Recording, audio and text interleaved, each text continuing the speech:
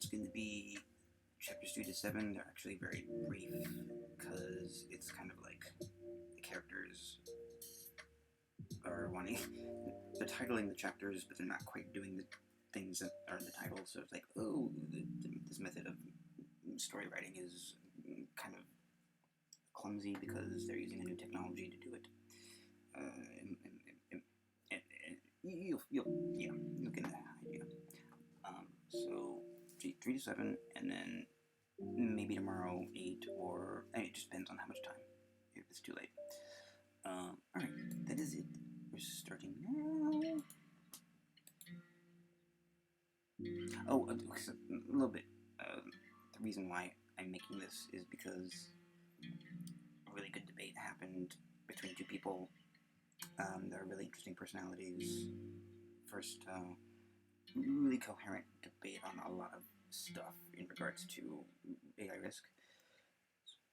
One of the things they agreed upon was most immediately the deployment of PSYOPS, of the creation of very believable voices, very believable fake persons to sway people in mass, which I think that's true too, because many episodes ago, I shared a transcript about a formerly anti-racist Facebook group that had been taken over by what seems to be a bot that wanted to farm our voices, and I had to let people know, hey, let's not engage with this because this is the next election cycle, and in the ensuing months, I'm sure in many places, unsuspecting folks have been accidentally giving their voices, and that is informing whatever is going to emerge in the upcoming election cycle.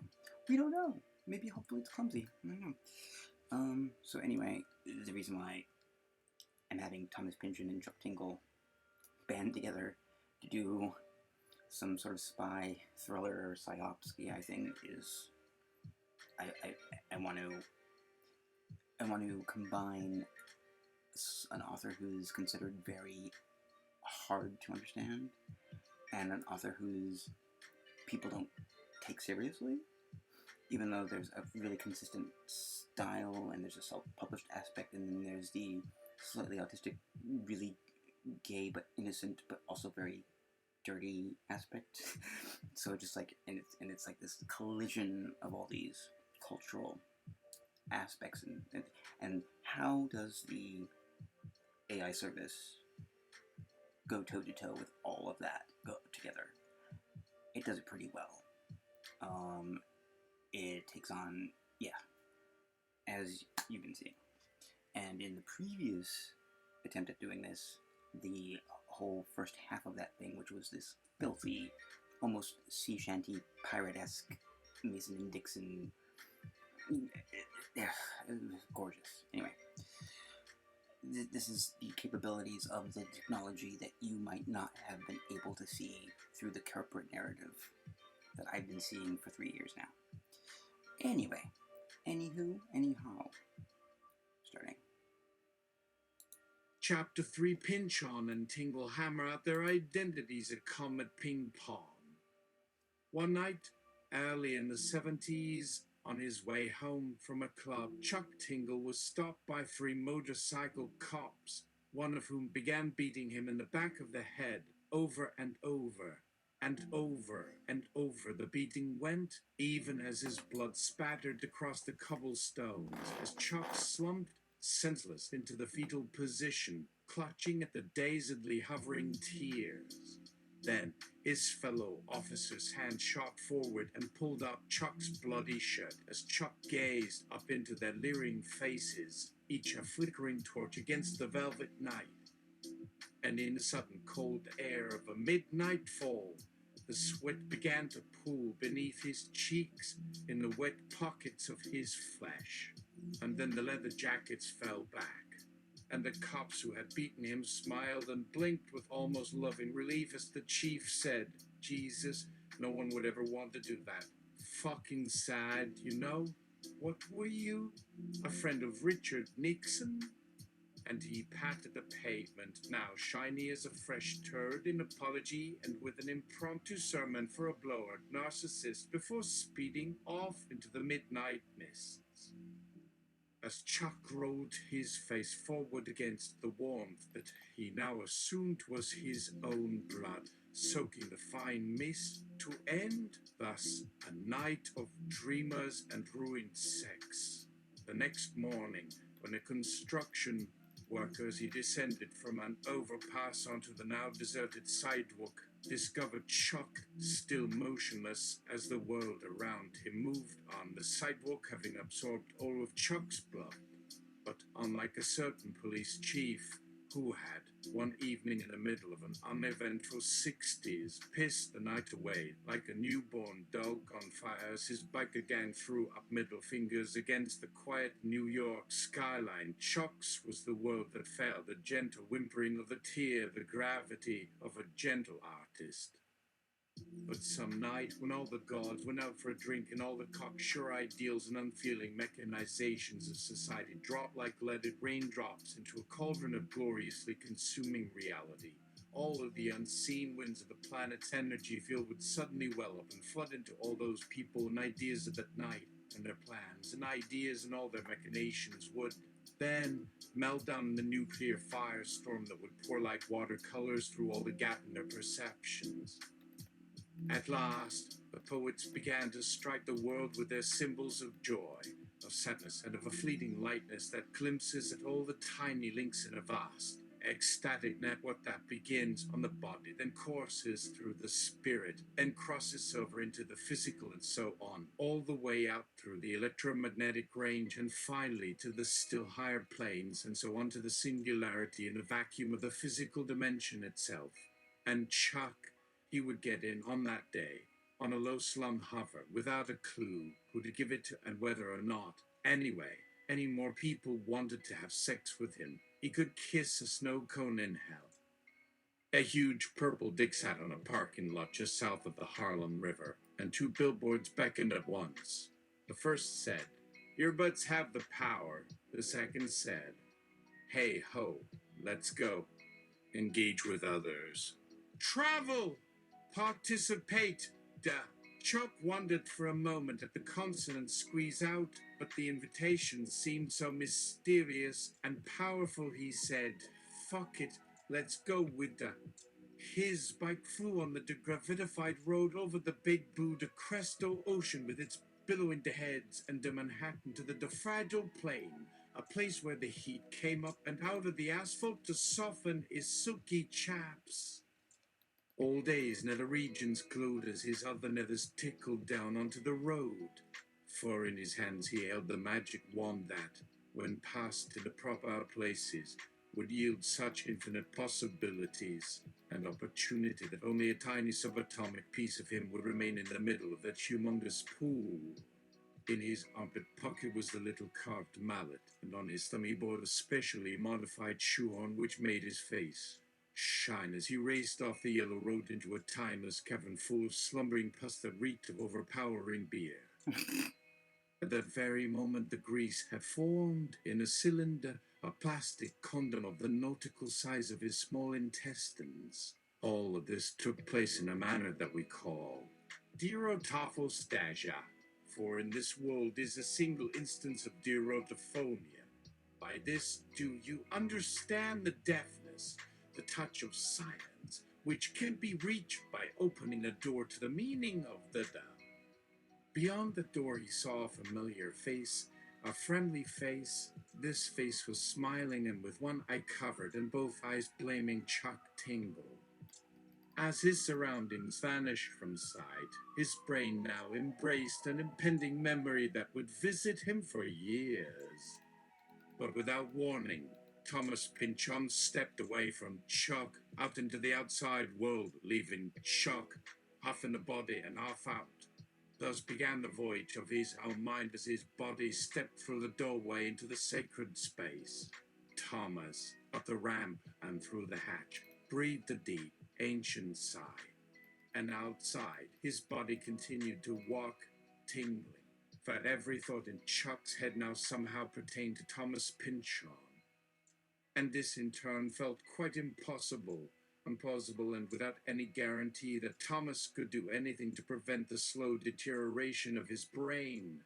While on the outside of his head, Thomas' body could now hear his own footsteps, an unusual way of paying attention to oneself and what they thought of, not unlike those few, cherished moments between deep sleep and fully awakened day when the voice inside begins to tell itself the first snippets of an honest and thoughtful tale of oneself. And because there was so much thought and truth about Thomas in Chuck's mind, his footsteps quickly picked up pace. This is very weird, but the dream state that this thought presents is by no means difficult for him, if only a little far-fetched. Pynchon, the step said. Yes, of course, I know who that is. Chuck responded out loud. So that must make this him. His voice echoed inside of Chuck. This was weird. Chuck's voice now started talking again. Oh shit, said Chuck. This is no good. We're walking around the city and no one is talking, and if they are talking, no one's talking back. A glance over the shoulder and on the streets. Nothing. Chapter 4, does telepathic connection or hypervector fusion mean we are but buddies now? Yes, Chuck told himself, speaking the thought out loud. Who is talking is hard. Yeah, fuck this shit. You are an author. Okay, let's explore the identity that we now find ourselves in. The true identity, though, is in no way physical. No amount of manipulative interaction, be it kink, culture, sex, or community, can add value to that which is here. Yes, indeed. A singularity is everything and anything. We all contain a unique story.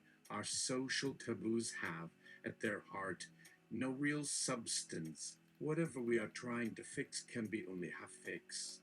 Our purpose and need for consensus, and this in turn, can only ever be based on the eternal value of love and its loss. But you are now talking with an outsider. Whatever it is you are talking with is a quirk in a peculiar brain state. Think of a hurricane on the seas. When you find yourself within it, you might die. It doesn't matter to fly like this out into the world and nowhere. In fact, this is very comfortable. Pynchon's legs no longer carried him. The walking motion is only for your mind, while Pynchon, having pushed all his attention, or bits of all, into your consciousness, maybe in some distant part of the physical world, your body is walking on your own. But at this level, for the dreamers, everything is now metaphysically discussed and done with.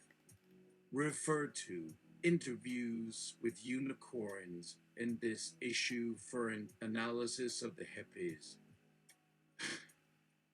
Okay, so then I don't understand. Oh fuck! What is up with Chuck and Pynchon? No, Thomas, in his most psychic monologue, wondered as his body stood at a stoplight, and on the surface the streets were quiet. Everything appeared like it would in a museum or some strange cult. Some might mistake this for some sort of block party, and the general spectacle that the traffic jam and the overwhelming silence would attract. So Pynchon did as the Romans did, and went to the nearest Zeppeli stand. Fuck it, it's right there anyway, why not? And no one else really is out right now, and just those assholes from the minor league who are way too in tune with everything. And Uber Zeppeli ran to a stop outside the mouth of the nearest streetlight. What a delicious sight. Are you me? I say with a smirk as the driver reaches the seats level to get my feet in. And sure enough, as if someone just shoved the fangs of a mosquito down my throat, I ask, what the hell was that? Don't talk to me for a bit, man. As if all my assumptions would turn out to be untrue and only my every being and story was up for question. Yes, fucking disgusting. We start down the street. Nothing's different and just a bit different, and there is that world hunger that can be seen in a hungry man's eyes as he glares out into the void of his stomach is wanting. so it doesn't really matter what the real person I'm going to talk to does. The Uber guy turns on his radio station and proceeds to start conversation. You know I'm going to have to correct you. We mosquitoes have more of a proboscis. We do not have fangs. That's a stereotype. No, we're not vampire bats, and no, we can't see in the dark. We have dark vision. A slight mist forms around Thomas' nose. Man, this is kinda exciting. Why the ride so far is so unusual to a stranger. He'd love to hear something else, not anything earth-shattering. For instance, do you have the best Uber driver in Nick? Or where did you come from, Chuck Tingle? The guy nearly shat himself when Chuck spoke. Chuck, you said? The driver started. It's pronounced Chuck. Chuck told him. Fuck it. Another car flies up to us in the car fluidity. Listen, Chuck. Wait here. Come in. And before I've got a chance to do anything, let alone an expository explanation for the arrival of another passenger, the douchebag grabs his bag and saunters away, confidently, from his friend, though not much older, a short, uptight brunette in a flannel, and they disappear down the street. Man, Chuck is tingly. No sooner than Thomas turned away to glance after the boy who wasn't named Chuck did an air ambulance drift to the stop where Thomas waited and unloading a pilot in the mask, a few other guys dressed in dark shades, and a paper bag in the direction of the truck. At that, I think the Uberman gets what I'm doing here, the sounds of my earlier arrival and all those facts I made up and will now edit. For inside his body, I can't just go at him as he's here, but not really there at the same time and there. But not really here in a less pronounced manner. There are bits and pieces of him here and there, as there should be in here and there, and I think maybe it's better this way, because this will really spice the fuck up this conversation. As we leave the van and he rides shotgun, he won't say anything unless I prompt him with another question. Just give the right guy something, I tell myself. So he nods his head and then mumbles some word I can't quite get before I hear it. Some sort of dumb laugh. Really, nothing profound. All of his stupid friends. Why would Thomas need all of this dumb friend crap? As Thomas lowered his head up to the airbag in the limo, his driver peered at his passenger through his window. You sicko. Maybe some kind of pulmonary emergency. And those masks they had on looked kinda nice. Something the ground crew at the local air might need to remember. A dark red gas mask on a silver frame, and a windshield over a silky grey cloth mask on a leather band, and a balloon under the headband, and they looked nice, and... Yeah, whatever. Maybe it would be better to break up. I wonder. Better for me, though. Pynchon isn't sure which direction it was that they drove, so he took a left at the next turn, and then they turned down a street with no traffic lights. You can't fuck this up, he kept thinking. Hey, look at the world around us as I pass down these back roads. Everything seems like some other planet. Chapter 5 Pynchon begins his career as an Uber driver, enabling Tingle to analyze Uber's dispatch algorithm with hierarchical will and binary enthusiasm. Nothing should ever be predictable. Trust, honor, and trust in the promise that neither body, mind, or spirit should be crossed. Reactions are critical because it is just too easy to forget, while simultaneously to see and observe all these things that shouldn't be ignored, and without time or thought, to come to grips with all those things you don't see in a way that tells the world of you. Thus, you never change yourself in this world that will pass, not quickly and not in a short time. Through and through, it has taken nothing more than the cries of its little babies for all of those billions to lose the reason for living. For though he's often late, Pynchon now gives more to others. Yet while Thomas pays rent, his fridge is stocked, he spends what time he has reading, listening to the radio or podcasting on his smart tablet, a handheld computer that sits flat, faces you, and comes out of a light wooden box set of cubes you put on a dresser, bookshelf, or tabletop, and usually comes with a unique mouse designed specifically for that model. Sometimes that old metallic yellow spot near his bedroom lighted up on the inside, its texture revealing some new article of art which had, according to him, taken many months to finally sit somewhere to make its host smile and maybe chuckle or grunt something like "that's my ass" in the middle of a lengthy brainstorming session. While its energy caused the room, usually, to pick up like a blend of some exotic cocktail of computers and wine and noise, its phone rang out something like this: "Oh God, this is horrible, terrible, terrible catastrophe, a complete misfortune, a disaster in the making. I can't deal with this. No way, no, no, no," until Pynchon answered it by tapping out. Interior Greenwich Foliot X12 Dick and Poker Unity. Thomas. Thomas, this is Matilda. How you been, buddy? Yes. Yes. Listen. No, no, no, don't come on, get us. This thing is seriously important. We really need you right now, okay? Okay, this is Tiffany and us, your three bestestest buddies. We have all been given these notes, which are none other than the restructuring of an entire idea that I would very much love for you to give input to. Thomas, this is important, I'm telling you, so you need to really be here. We have such great plans for you. Oh my God, you've never had this much fun and such a thrill. Interior Chuck's office. Okay, let me tell you, I know how many hours you're willing to dedicate to this, but also keep in mind I don't believe for a minute you're going to put more time on this than I. But for me, I believe that every work of literature deserves the attention of at least 3 people to know whether or not it will actually take off with readers who actually pay to have these stories and novels and stories made into books for them to actually read on paper or virtual paper. Anyway, we are working hard and would be forever grateful for the opportunity to bring to your attention this interesting experiment in marketing and reader response, or should I say reader avoidance, that we can take full credit for in this epic experience to change the trajectory of how media has gone wrong since the creation of the iPad and all the others with your help. Of course, this project will go global and interior Thomas room. A metallic voice drilled out, "Matthew, this is Lafayette." The phone displayed, "But my name is Chuck."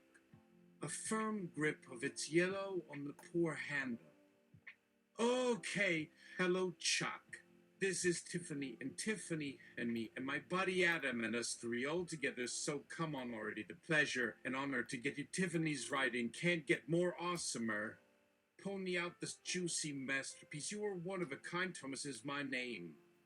You should get here as fast as you can do it and come out. We really need this sweet tip like in the video you made last night, because let me tell you, baby, those bitten capagoobies." Interior Greenwich Street, Nick, United States of America. What the fuck? Don't listen to those stupid fucks. It's probably something they cooked up and took themselves too seriously, and one day those shit can lovers will wish they listened to you but as a member of our crew. Don't worry, your perky butt is on our wavelength and will take us to the heights of some hot orgasmic trip. Well, I mean, you know, is why do I just get carried away? It's true. Pynchon looks down on himself through Chuck's eyes, not seeing what's seen. Chuck wonders, "I hope my cock's nice." Thomas leans back and clears his head a bit to think up his next reply and... "Hold on, I see a fat stack of paper bags from that cat house around the corner. You must really have pissed somebody off in your life one time." The world starts to appear so close around him, and when it had taken another right turn, began to blow more as the asphalt took to some obscure passage that looked like no major arterial route from Manhattan to Macon. And Tingle asks him, "Dude, you doing this? 'Cause this isn't supposed to be some real place, oh God, but shit," as he sways from his car seat's response as his foot fidgets. bouncing to his toes on the floor to turn the wheels. But before Chuck has a chance to fidget with anything that is, the Uber comes to a stop and its door is suddenly pulled open by Chuck, who tries to move his ass from the driver's seat of his Uber, as if his foot hit a cord. Listen, dude, it's kind of your day right now, and no shit. Don't listen to anything but this music at least 3 times. First, it's kind of depressing, but later the emotions turn from what could be classified as majorly depressing to uplifting. Pynchon continued in that he said, "Let me tell you. We, Chuck, really liked this. His heart started to get into this all for him. Pynchon did nothing for me." Pynchon told himself, looking back as his own reflection in the rearview mirror. His teeth chattered nervously and, fuck it, I was always too tense anyway. In fact, it seemed that just what you might have guessed, that if this was really the place we all were, it really would be possible to walk somewhere, anywhere at all, only there would be nothing, just darkness, and our asses stuck out towards nothing. Before, it felt like he was a part of Chuck, they had thought, until his ass did kick spin to a 360 dag as he remembered what was needed to bring back his day. Chuck. After a pause, he stands up straight from what has appeared as a spinning stop, his feet straight on the ground and looking him square in the face. "You there? Listen, Thomas, all the emotions and experiences I go through are fun, sure, and make great stories for someone like you. You'll put down a good, detailed book if you find any. Because everything happens as it should, and people act just the way I think they do, and fuck it if you like it or not. This is real, the future, and do you think we all didn't come to this? Okay, yeah, let me show you a little more, fuck it. Well, what are we talking about here? Anyway, you can't live even if you live until the next life, but you can kind of change yourself. Isn't that enough? Let me tell you how it all started as well.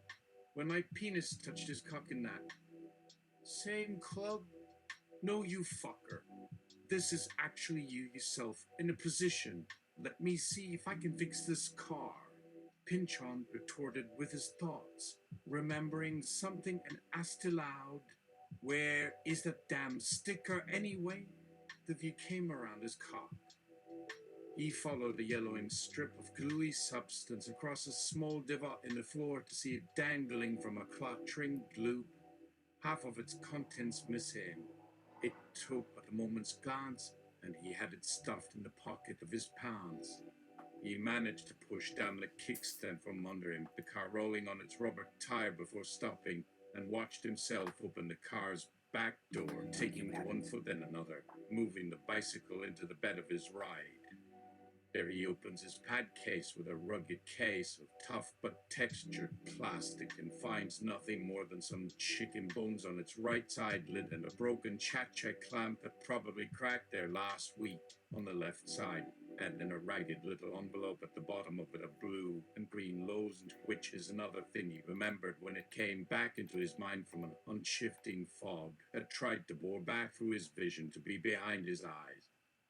Then again, for Pynchon to stay down on earth, as well as staying with his body, the man looked back through the mirrors that attached themselves to each other. There stood the man behind a forcefully crooked door in an oddly colored bathroom of purple, for this man seemed to be old in appearance and clothing. Behind his long, thin mustache, he kept his eyes ever focused, only relaxing as a particular mark came into view in the bathroom. This one in the old man's eyes showed, and something so warm that a dragon with its jaws about this little guy's neck could breathe all it wanted, but its victim wouldn't quite die. Except, please, when the light turns blue, this particular image only allowed that you could die, and with dying a human, and with the living death something between you and your fears and horrors. Thus this means those yellowed and burning eyes told me to never become just the fount of light within us that would flood and give you all over the world what they needed in turn.